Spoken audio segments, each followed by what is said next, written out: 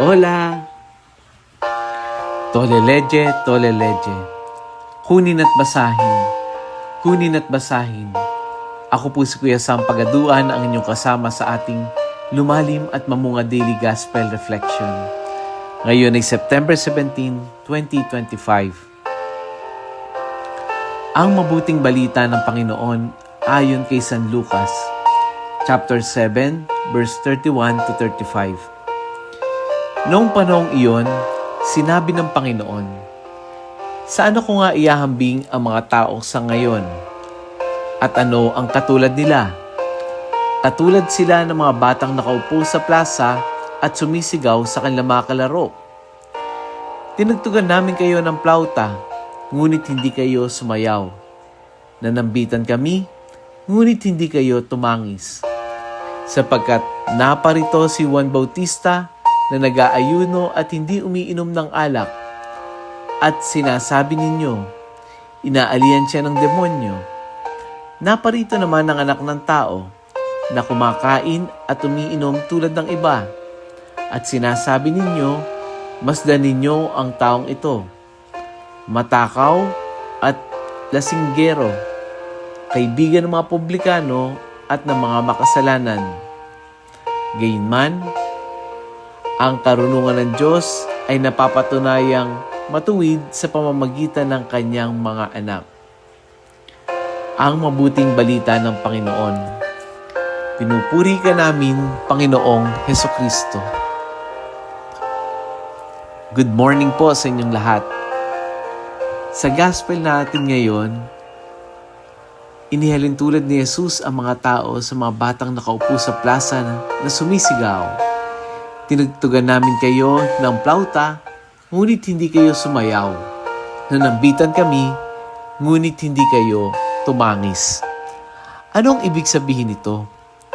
Ipinapakita dito ni Jesus ang katotohanan na ang tao madalas ay laging may nasasabi. Kahit anong gawin mo, mabuti man o tahimik lang, lagi silang may puna at may masasabi. Kapag gumagawa ka ng mabuti,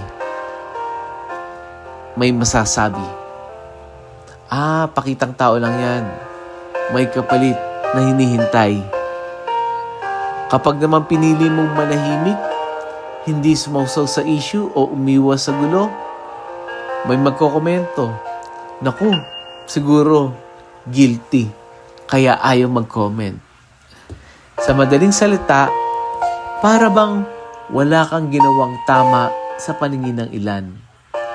Ganyan mismo ang naranasan ni Jesus at ni Juan Bautista. Pansinin natin na si Juan Bautista namuhay ng simple, nag-aayuno at lumayo sa mga inuman sa kalayawan. Pero nung sabi nila kay Juan Bautista, "Nako, inaaniban niya ng demonyo." Si Jesus naman, nakisalamuha, nakisalo sa mga tao, kumain kasama ng mga makasalanan. Pero ano naman ang comment nila? Ay, naku, matako yung taong yan, lasinggero at kaibigan ng mga makasalanan. Magkaiba ang estilo ng dalawa, pero parehong binatikos. Hindi dahil mali ang ginagawa nila, kundi dahil sarado ang puso ng mga tao. At dito tayo pinapaalahanan na ang tunay na pagsunod kay Kristo ay hindi nakasalalay sa opinyon ng iba, kundi sa kung paano natin tinutupad ang kalooban ng Diyos. Kaya nga po, kung may mga panahon na pakiramdam natin wala tayong ginagawang tama sa paningin ng tao, balikan natin ang tanong, kanino ba tayo nagsisilbi? Sa tao ba o sa Diyos? Sino ba yung gusto nating ma-please?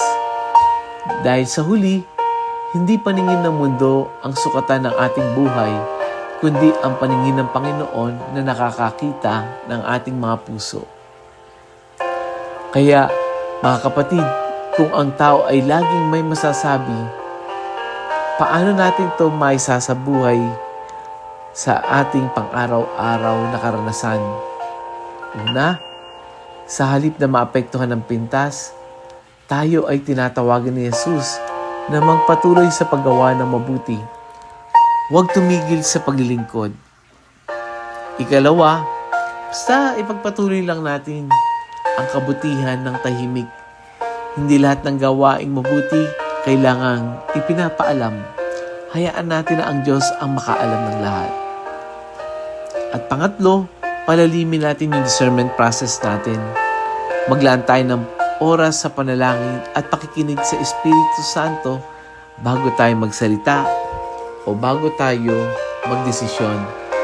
Sa paggawa nito, natututo tayong huwag masira ng pintas at manatiling tapat sa kalooban ng Diyos. Let us pray. Panginoon, salamat sa Ebanghelyo ngayong araw na nagpapala sa amin na kahit ikaw at si Juan Bautista ay hindi nakaligtas sa pintas at maling akusasyon.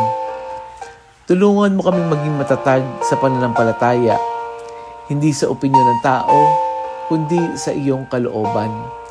Linisin mo ang aming puso upang makita ang kabutihan ng aming kapwa at bigyan mo kami ng tapang na ipagpatuloy ang paggawa ng mabuti kahit hindi ito maintindihan ng iba. Holy Spirit, gabayan mo kami araw-araw upang ang aming mga salita at gawa ay maging bunga ng pag-ibig at habag. Amen. Na-bless po ba kayo ng today's gospel? Share po natin to sa iba. Buhay ang salita ng Diyos.